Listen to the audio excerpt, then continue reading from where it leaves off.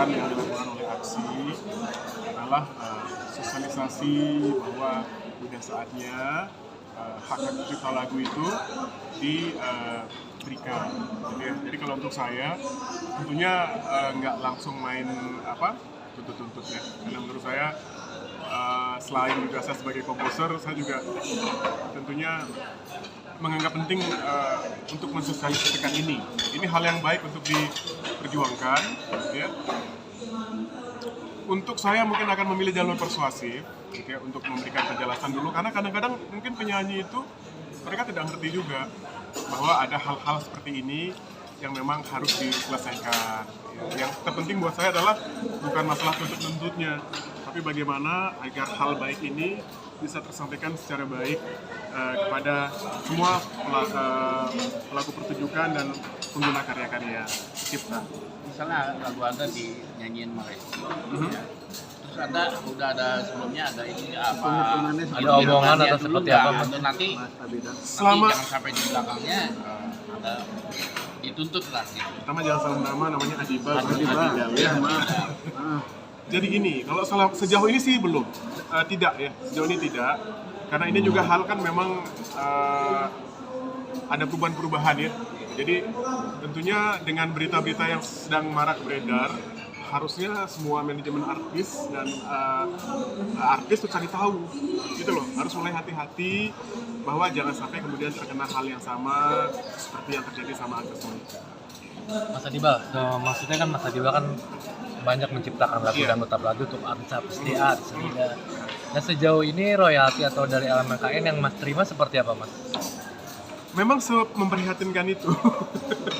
Ya nggak apa-apa diomongin aja. Mungkin gini, memang kecil, tidak nol, tapi ada. Ya mungkin karena mungkin kalau saya kebetulan mungkin tidak hanya mengandalkan royalti dalam sehari-harinya, banyak pekerjaan yang bisa saya lakukan. Saya tidak terlalu concern untuk komplain gitu. Tapi setelah melihat yang terjadi selama ini kayak Mas Ahmad Dhani, kalau bicara mengenai royalti dan duitnya beliau itu pasti sudah banyak. Ya. Tapi ini bukan semata-mata tentang Adibal dan karya-karyanya. Tapi ini adalah perjuangan kita untuk bagaimana caranya agar semua pencipta lagu memiliki mendapatkan haknya setelah karyanya dibawakan.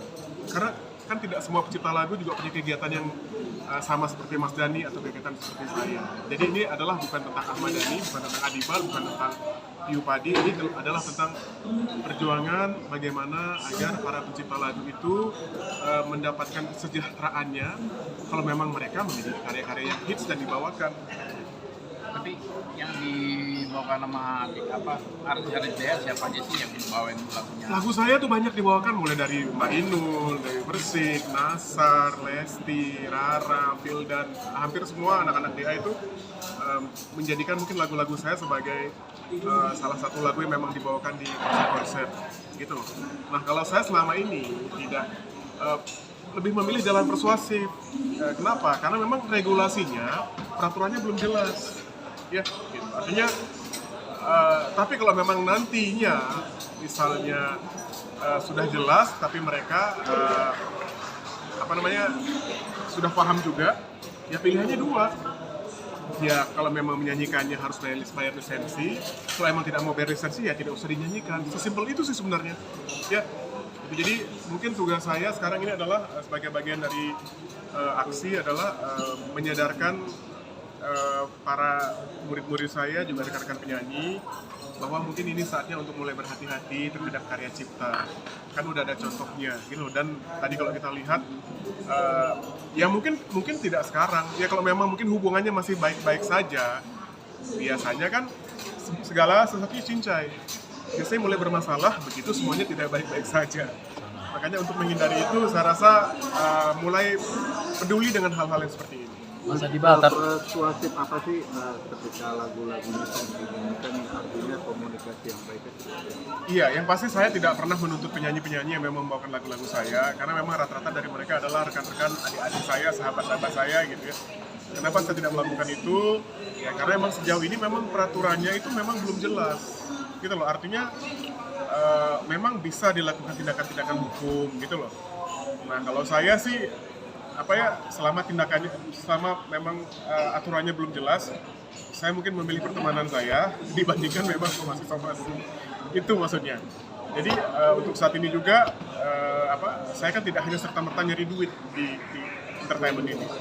Saya juga memang saya kan pencipta lagu, saya juga nyanyi, saya juga vocal coach, saya juga punya produksi rekaman. Jadi saya tentunya ingin juga menjaga ekosistem yang ada di sekitar saya agar memang bagus juga. Kalau ada hal-hal yang seperti ini, tugas saya adalah memberikan edukasi, pembelajaran. Ayo dong yuk, ini mulai ada gini-gini nih, mulai hati-hati nih. Gitu. Karena apa? Karena bisa saja, tadi saya bilang, kalau kita masih baik-baik saja, everything is fine, cincai. Takutnya nanti tiba-tiba ada masalah, kelihatan lagi punya duit, boleh dicari-cari kesalahannya. Dan itu bisa banget. Karena kan sekarang bukti digital itu banyak ya. Oh dia men-poster misalnya nyanyi lagu ini diposting sama yang nonton, tidak izin. Itu bahaya. Mas Adiba, tapi semua ada perjanjian nggak sih Adibanya kalau saya memberikan lagu kepada penyanyi-penyanyi yang kalau perjanjian secara perjanjian kerjasama pastinya ada, tapi kalau perjanjian performing untuk bahwa ditampilkan tuh belum pernah ada sih. Belum pernah ada selama ini, ya kebaikan hati para pencipta lagu lah. Mas, tapi melihat polemik Ari Bias dan Agnes Mo, kalau Mas Ari sendiri melihatnya seperti apa? Maksudnya kan memang Agnes Mo menyanyikan lagu Ari Bias yang memang itu booming banget ya lagunya, tapi dia tidak mendapatkan hasil, bahkan nol. Mas Adiba seperti apa? Ya tadi, menurut saya karena mungkin ada undang-undangnya, ya, tapi peraturannya itu tumpang tindih, tidak jelas, sehingga mungkin dari pihak Agnes merasa bahwa itu sudah diselesaikan oleh pihak IO-nya, terus IO-nya juga tidak melaporkannya, sehingga terjadi hal-hal seperti ini. Jadi kita tidak perlu bicara siapa yang salah, siapa yang benar. Ya walaupun secara di pengadilan memang ada hukum yang memang memenangkan Mas Ari Bias, dan memang hukumnya juga bisa dipertanggungjawabkan ya. Jadi artinya kalau kita melihat dari sisi hukum kan memang Ari Biasnya berhak, karena memang orang kalau memang membawakan lagunya tanpa izin akan bisa dikenakan banyak undang-undang harus membayar denda 500 juta kan itu. Jadi kalau secara undang-undang yang dibacakan tadi sama Pak Minola itu masuk akal gitu loh. Tapi kalau dari sisi saya sebenarnya adalah mungkin itu adalah hal-hal yang memang sekian lama tidak publikasikan secara baik. Saya dari pihak mungkin IO-nya juga simpang siur, nggak bayar juga selama ini aman-aman aja, misalnya gitu. Setelah lagunya juga nggak minta kok, aman-aman aja udah sekian puluh tahun gitu, jadi ngapain harus gue bayar, kan gitu. Kalau bisa tidak bayar aman-aman aja, ngapain harus bayar, gitu. Jadi sebenarnya memang mungkin momen ini bisa dijadikan sebagai pembelajaran, ya udah saatnya kita berhati-hati sih. Jangan sampai kemudian yang harusnya bayar cuma 15 juta jadi 1,5 miliar. Kan itu kan bukan bayar royaltinya 1,5 miliar ya. Bayar dendanya 1,5 miliar. Karena sebelumnya saya dengar memang Ari Bias juga mengajukannya kan per konsernya 5 juta. Jadi 3 konser jadi 15 juta karena tidak digubris. Mungkin karena dianggapnya pencipta lagunya tidak penting, aman-aman aja, terjadilah hal seperti itu. Mas, bedanya pencipta lagu di Indonesia dan di luar negeri ini bagaikan langit dan bumi. Karena kalau di luar negeri kan hak mereka sebagai pencipta lagu atau royaltinya kan ada yang ngurusin dan bahkan masa depan dari lagu itu menyebabkan. Sebenarnya kalau misalnya perbedaan gini, kalau yang royalti lain, misalnya digital, itu baik, berjalan baik. Artinya kalau sekarang ini sebenarnya kalau pencipta lagu yang punya hitsnya banyak, ya misalnya saya, ya kehidupan kami baik-baik aja, lebih dari cukup gitu. Ya mungkin kalau ini kan hanya salah satu bagian saja, misalnya performing. Tapi kalau dari yang lain-lain, misalnya lagu kita di-upload di YouTube, meledak segala macam, itu uangnya juga banyak dan mapan. Jadi tapi ada juga memang pencipta lagu yang hitsnya tidak banyak atau sudah tidak hits lagi lagunya. Kalau misalnya itu juga tidak banyak dapat royaltinya, bukan berarti sistemnya yang salah. Kalau untuk saat ini justru sebenarnya para pemilik hak cipta itu sangat bagus sekarang. Gitu. Misalnya kalau saya nggak perlu kerja habis-habisan lagi karena royalti sebagai passive income udah berjalan. Ada berapa lagu sih yang udah dibawakan orang lain? Semuanya Saya sudah nulis lagu Semuanya hampir, totalnya? saya total nulis hampir 500 lagu lah. Tidak semuanya hits, tapi kurang lebih 30%-nya hits lah. Jadi sekitar hampir 100 bisa dibilang hits. Tapi itu dikasih dengan cuma-cuma aja ya lagu-lagunya dibalut untuk anak DA gitu. Oh enggak dong, mereka kan punya label, ada hitung-hitungannya, ada angkanya lah. Mas Tapi tadi Bal, ujungnya tidak akan ada tuntutan apa, nggak ada. Saya sih menghindari hal-hal seperti itu. Jadi kalau memang misalnya karena saya tuh cinta damai, ya kecuali kalau emang udah damai, yang diajak damai nggak mau damai, ayo aja gitu. Mas Adiba, tapi setuju nggak sih maksudnya setiap menyanyikan lagu, apalagi yang hits gitu ya, penyanyi harus izin dengan penciptanya. Kalau Mas Adiba sendiri melihat itu? Saya rasa sebenarnya kenapa izin itu kan tidak semua pencipta lagunya. Menurut saya kalau izin itu agak repot karena tidak semua penyanyi itu juga kenal dengan pencipta lagunya.